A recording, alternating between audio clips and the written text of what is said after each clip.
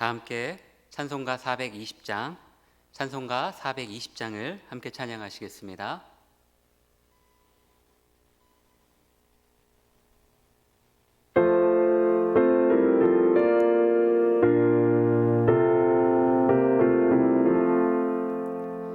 너 성결케 위해 늘 기도하며 너 주 안에 있어 늘 성경 보고 온 형제들 함께 늘 사귀면서 일하기 전마다 너 기도하라.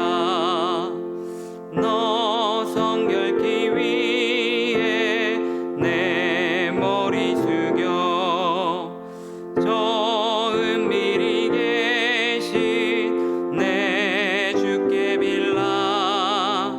주 사귀어 살면 주 닮으리니 널 보는 이마다 주 생각하리. 너 성결케 위해 주 따라가고 일 다급하여도 당황치 말고 참 즐거울 때나 또 슬플 때나 너 주님만 믿고 늘 따라가라. 너 성결케 위해 늘 기도하며 내 소원을 주께 다 맡기어라. 너 성령을 받아 주 섬겨 살면 저 천국에 가서 더 잘 섬기리. 오늘 우리에게 주시는 하나님의 말씀은 신약성경 사도행전 25장 13절부터 27절까지의 말씀입니다. 사도행전 25장 13절부터 27절까지의 말씀입니다. 신약 231페이지에 있습니다. 주님의 말씀을 제가 받들어 읽겠습니다. 수일 후에 아그리빠 왕과 버니게가 베스도에게 문안하러 가이사랴에 와서 여러 날을 있더니 베스도가 바울의 일로 왕에게 고하여 이르되 벨릭스가 한 사람을 구류하여 두었는데 내가 예루살렘에 있을 때에 유대인의 대제사장들과 장로들이 그를 고소하여 정죄하기를 청하기에 내가 대답하되 무릇 피고가 원고들 앞에서 고소사건에 대하여 변명할 기회가 있기 전에 내주는 것은 로마 사람의 법이 아니라 하였노라. 그러므로 그들이 나와 함께 여기 오매 내가 지체하지 아니하고 이튿날 재판자리에 앉아 명하여 그 사람을 데려왔으나 원고들이 서서 내가 짐작하던 것 같은 악행의 혐의는 하나도 제시하지 아니하고 오직 자기들의 종교와 또는 예수라 하는 이가 죽은 것을 살아있다고 바울이 주장하는 그 일에 관한 문제로 고발하는 것뿐이라. 내가 이 일에 대하여 어떻게 심리하는지 몰라서 바울에게 묻되 예루살렘에 올라가서 이 일의 신문을 받으려느냐 한즉 바울은 황제의 판결을 받도록 자기를 지켜주기를 호소하므로 내가 그를 가이사에게 보내기까지 지켜두라 명하였노라 하니 아그리빠가 베스도에게 이르되 나도 이 사람의 말을 듣고자 하노라. 베스도가 이르되 내일 들으시리이다 하더라. 이튿날 아그리빠와 버니게가 크게 위험을 갖추고 와서 천부장들과 시중의 높은 사람들과 함께 접견 장소에 들어오고 베스도의 명으로 바울을 데려오니 베스도가 말하되 아그리빠 왕과 여기 같이 있는 여러분이여 당신들이 보는 이 사람은 유대의 모든 무리가 크게 외치되 살려두지 못할 사람이라고 하여 예루살렘에서 와 여기에서도 내게 청혼하였으나 내가 살피건대 죽일 죄를 범한 일이 없더이다. 그러나 그가 황제에게 상소한 고로 보내기로 결정하였나이다. 그에 대하여 황제께 확실한 사실을 아랠 것이 없으므로 신문한 후 상소할 자료가 있을까 하여 당신들 앞 특히 아그리빠 왕 당신 앞에 그를 내세웠나이다. 그 죄목도 밝히지 아니하고 죄수를 보내는 것이 무리한 일인 줄 아나이다 하였더라. 이는 하나님의 말씀입니다. 오늘 미쳐야 미친다라는 제목 가지고 함께 하나님 말씀 나누도록 하겠습니다. 제가 대학에 다닐 때는 이 신천지가 전국적으로 아주 극성을 부릴 때였습니다. 시간 관계상 자세하게 말씀드리기는 어렵지만 당시에 대한민국 교회, 그 중에서도 대학교 이 선교 단체가 굉장히 많은 피해를 입었었습니다. 봉사 동아리나 학술 동아리로 위장해서 대학교에 잠입한 이 신천지 세력들이 동아리 연합회를 장악하였고요. 또 그런 다음에 기독교 동아리를 제명시키는 일이 있었고, 또 동아리방에서 내쫓는 일도 있었습니다. 대전의 모 대학의 동아리방에서는 인분 테러 사건이 벌어지기도 했습니다. 제가 활동하던 선교단체 또한 이 어려움을 피해가지 못했었는데요. 지금과 달리 아주 은밀하게 조직적으로 숨어들었던 몇 명이 발각되면서 선교단체가 아주 발칵 뒤집혀졌고, 그걸 회복하는 데 꽤 오랜 시간이 걸렸습니다. 결국에는 이제 몰래 잠입했던 몇 명을 공동체에서 내보내는 걸로 일단락 짓고 말았는데요. 그때 1학년 후배 한 명이 저에게 이런 이야기를 한 적이 있습니다. 우리 공동체는 영혼을 사랑하라고 그렇게 못이박히도록 우리에게 강조하고 말하면서 정작 저 이단에 빠져 있는 사람은 왜 이렇게 쉽게 너무 쉽게 포기하냐고, 자신은 이게 이해가 안 된다, 그렇게 하면서 이 격한 감정을 저에게 토로했었습니다. 그때는 저도 딱히 반박할 말이 생각이 나지 않았었습니다. 그 친구 말처럼 교회는 한 영혼을 아끼고 사랑하라고 가르치는데 이단이라는 이유로 너무 쉽게 내쫓고 포기하는 것처럼 보일 수도 있겠다라는 생각이 저도 그때는 들었습니다. 그런데 목회자가 된 지금, 저는 지금도 공동체의 그때의 그 결정이 옳았다고 생각합니다. 여러분 혹시 이단이나 어떤 그 사이비 또는 이단으로 판명은 안 되었지만 아주 극단적인 어떤 신비주의나 종말론에 빠져 그 아슬아슬한 경계선에 있는 사람들과 대화해 보신 적이 있나 모르겠습니다. 대화가 불가능합니다. 서로 어떤 그 성경의 말씀을 가지고 또는 2000년 어떤 그 기독교 역사 속에서 많은 학자들과 신앙인들이 정립한 어떤 신학적 이론을 가지고 대화를 하려 하지만 결국 자신이 불리하고 궁지에 몰리는 상황에서 말하는 대답은 항상 똑같습니다. 내가 경험했기 때문에 내 말이 맞고, 내가 그렇게 믿고 있기 때문에 내 말이 맞다, 내가 불편하기 때문에 당신 말이 틀렸다라는, 당신의 논리는 틀렸다라는 것입니다. 결국 모든 것이 자신이 좋으면 선이 되는 거고 자기가 싫으면 악이 되는 겁니다. 그래서 이단에 빠진 사람은 빨리 내보내는 게 맞다고 하는 것입니다. 그 안에 성령께서 역사하실 그 어떤 여지도 남겨두지 않기 때문에 주변의 사람들을 자기의 논리에 끼워 맞추려고 합니다. 그래서 공동체를 병들게 하고 공동체를 무너지게 합니다. 논리가 없고 그저 자기 주관만 내세우며 모든 기준이 다 자기에게 맞춰져 있습니다. 아무리 그게 잘못되었고 위험하다고 말해도 자기가 몸담고 있는 단체와 조직에서 가르쳐준 대로 믿으려고만 합니다. 어떤 사회학자가 종교가 인민의 아편이라는 말을 했는데 그 말이 어쩌면 이래서 나온 말일지도 모르겠습니다. 하나님이 주신 건강한 이성과 사유의 능력을 부인하고 모든 것을 자신이 보고 믿는 어떤 종교적 관점으로만 보려고 하기 때문에 자신과 자신의 주변 모두를 불행하게 만드는 것입니다. 오늘 본문 말씀은 이 새로운 총독 이 베스도와 함께 아그리빠 왕과 버니게라는 사람이 등장을 합니다. 로마가 이스라엘을 정복한 뒤에 이 세 등분으로 나라를 나누었습니다. 그리고 예수님을 죽이려고 했던 이 헤롯 대왕의 세 아들이 각각 한 곳씩 통치하게 되는데 성경은 이들을 분봉왕이라고 지칭합니다. 그런데 예루살렘이 속한 유대 지역의 분봉왕이 좀 실정을 해서 결국 로마가 그를 폐위시키고 자신들이 직접 이 총독을 파견하게 되는데, 우리가 잘 아는 빌라도, 그리고 어제 본문에서 살펴본 벨릭스, 그리고 오늘 본문에 나오는 베스도까지 다 로마가 파견한 그런 총독들이었습니다. 그리고 오늘 본문에 등장하는 아그리빠는 다른 지역을 다스리는 그런 유대의 분봉왕이었습니다.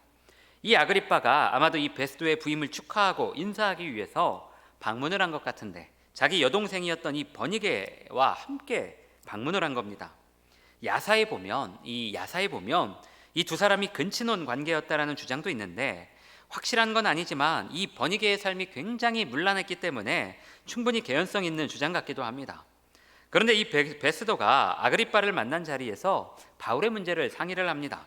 처음에 대제사장과 유대인들이 바울을 고소했을 때에는 정치적 관계가 중요했기 때문에 베스도가 웬만해서는 이 유대인들의 입장에 서서 재판을 하려고 했을 것입니다. 그래서 바울에게 예루살렘에 가서 재판을 받자, 그렇게 권유했던 것입니다. 그런데 오늘 본문에 보면 이런 내용이 나옵니다. 제가 17절부터 19절까지를 한번 읽어보겠습니다. 그러므로 그들이 나와 함께 여기 오매 내가 지체하지 아니하고 이튿날 재판자리에 앉아 명하여 그 사람을 데려왔으나 원고들이 서서 내가 짐작하던 것 같은 악행의 혐의는 하나도 제시하지 아니하고 오직 자기들의 종교와 또는 예수라 하는 이가 죽은 것을 살아있다고 바울이 주장하는 그 일에 관한 문제로 고발하는 것뿐이라. 여러분, 방금 전에도 제가 이야기했지만 지금 시대의 이단 사입이나 어떤 극단적 광신자들의 가장 큰 위험은 자기 신앙의 확신이 너무 강한 나머지 어떤 그 여지도 남겨두지 않는다라는 것입니다. 그리고 그것이 자기 인생을 넘어 자기 배우자와 자녀들 그리고 옆에 있는 이웃들에게까지 악영향을 미칩니다. 자기가 믿는 대로, 자기가 말하는 대로, 자기가 행동하는 대로 하지 않는 사람들을 보면 견디지를 못합니다. 여러분, 그런데 오늘 바울을 고발한 이 사람들을 지적하는 이 베스도의 말을 보면 이 재판이 얼마나 형편없고 억지스러운지 금방 알 수 있습니다. 로마에서 파견된 총독과 이스라엘의 분봉왕이었던 아그리빠조차도 바울의 죄목을 발견하지 못합니다. 이 상황을 처음 보는 이 낯선 이방인 베스도 총독 또한 이 재판이 얼마나 비논리적이고 불합리한 재판인지 알고 있었습니다. 다만 그럼에도 이 유대인들과의 정치적 관계 때문에 이 사람도 쉽게 이 바울의 편에 서지 못할 뿐이었습니다. 정확히 20여 년 전에, 한 20년 전에 미쳐야 미친다라는 책이 인기를 끌었던 적이 있습니다.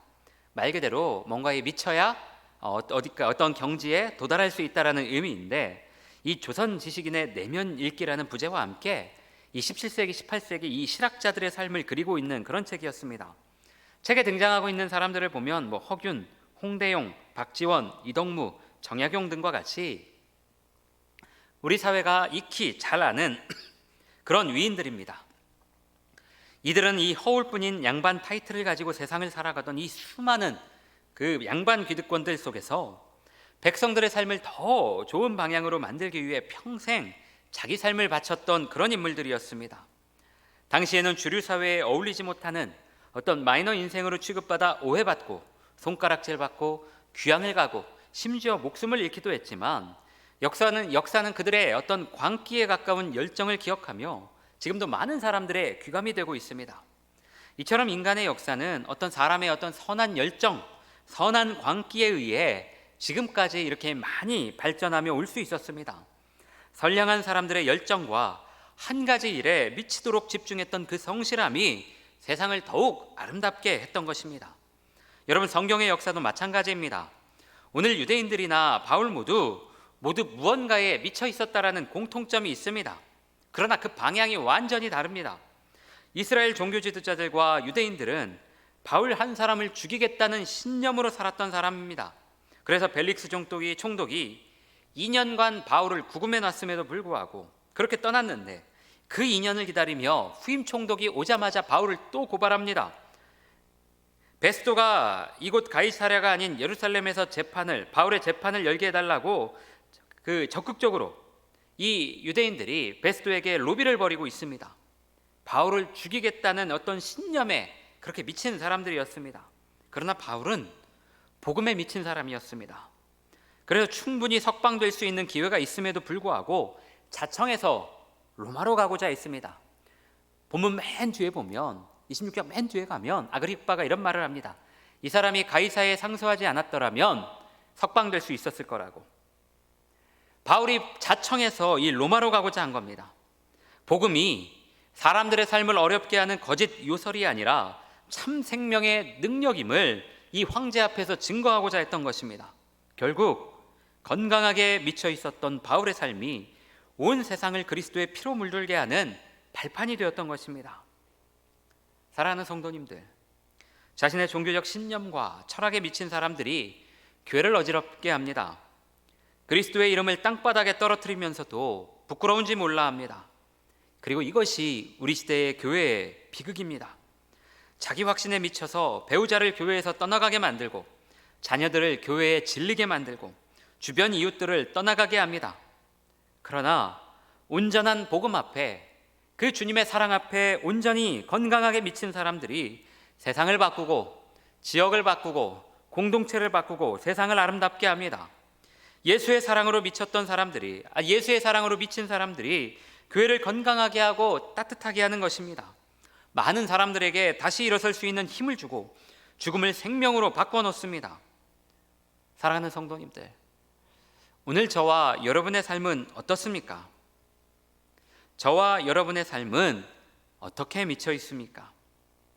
이 질문 앞에 대답할 것을 준비하며 주님의 은혜를 항상 구하는 우리 대전제일의 모든 성도님들 되시기를 주님의 이름으로 축복합니다.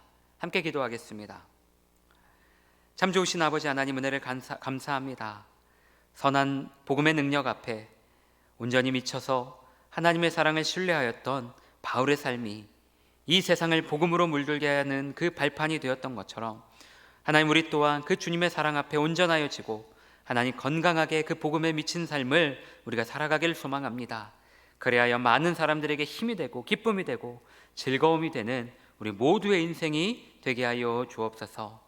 지금은 우리 구주 예수 그리스도의 은혜와 하나님 아버지의 무한하신 사랑과 성령 하나님의 충만하시고 자비로우신 은혜가 오늘 하나님 앞에 머리 숙여 기도하며 주님의 복음과 그 사랑에 온전하고 또 건강하게 미치기를 소망하는 우리 사랑하는 모든 대전제일의 성도님들 머리 위에, 가정과 그 일터와 그들의 모든 인생길 위에 지금부터 영원토록 함께 하시기를 간절히 축원하옵나이다. 아멘. 네, 오늘 들으신 말씀 위에 함께 기도했으면 좋겠습니다. 하나님께서 우리에게 건강한 이성과 어떤 정신적 사유의 능력을 주셨습니다. 이것으로 항상 그 주님의 은혜를 묵상하고 이것이 바른 길인지 옳지 않은 길인지를 생각하는 우리의 삶이 되게 해달라고 기도했으면 좋겠습니다. 그리고 계속해서 우리 여름사역을 위해 기도했으면 좋겠습니다. 교회학교 여름사역과 청년부 여름사역, 그리고 또 다가오는 8월 2일부터 4일까지 있는 우리 전교인 여름수련회 가운데 성령 하나님께서 충만하게 역사하시고 함께 하셔서 우리 사역을 통해 성령께서 주시는 큰 은혜가 우리 대전제일교회와 우리 성도들 모두에게 가득 넘치게 해달라고 우리 이 시간 함께 기도했으면 좋겠습니다. 우리 주님의 이름 한번 부르고 같이 기도의 자리로 나아갑니다. 주여!